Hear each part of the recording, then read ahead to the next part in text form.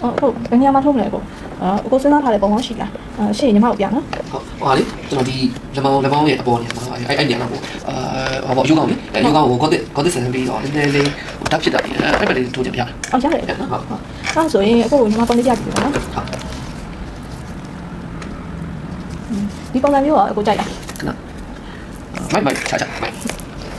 အဲ့ဆိုလို့ရှိရင်ညီမအဲ့ဒါဒီဟာဆွဲဖို့အတွက်လေ online ကောက်ဖို့အတွက်ကိုဆိုင်ရလေးပိတ်ခံနေပြီဆိုတော့လေစီးဟန်နဲ့ပဲကောက်လိုက်မယ်ဖြစ်လာဖို့ဟုတ်ဖြစ်ပါချာဟုတ်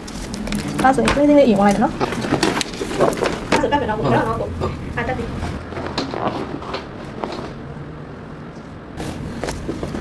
သူ့ပုံစံနဲ့ကြာတော့လေအပေါ်အထုံးလာရအောင်အဲ့ဆိုလို့ရှိရင်ကလေးလေးလောက်အောင်နော်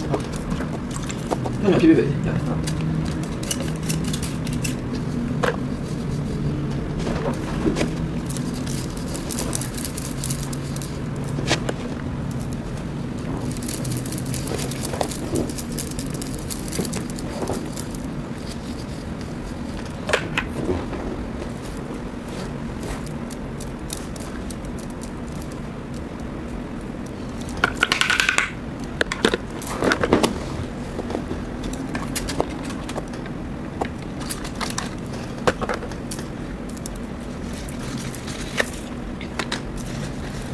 လောက်တော့ပုံကြောင်းရတယ်တော့ပြည့်တယ်ဟုတ်လေပုံကအကြီးတဲ့အခါကျတော့လေထိုးလို့ရှိရင်တော့နည်းနည်းနာနေနော်ရတယ်တော့ကြည့်ရတယ်အဲ့ကြောင့်လေကောင်းပါဘူး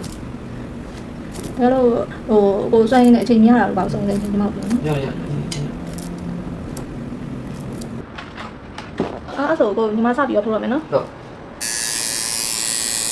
ကိုနိုင်ပြောတော့ကိုရပါကြည့်ဟုတ်ရ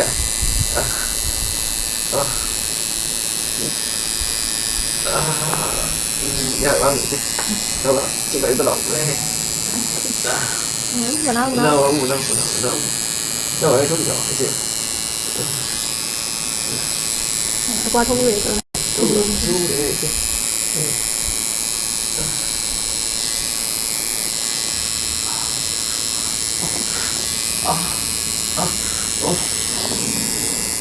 ဆက်ဆက်ဒီလားအရေးပေါ်လို့ရှိရင်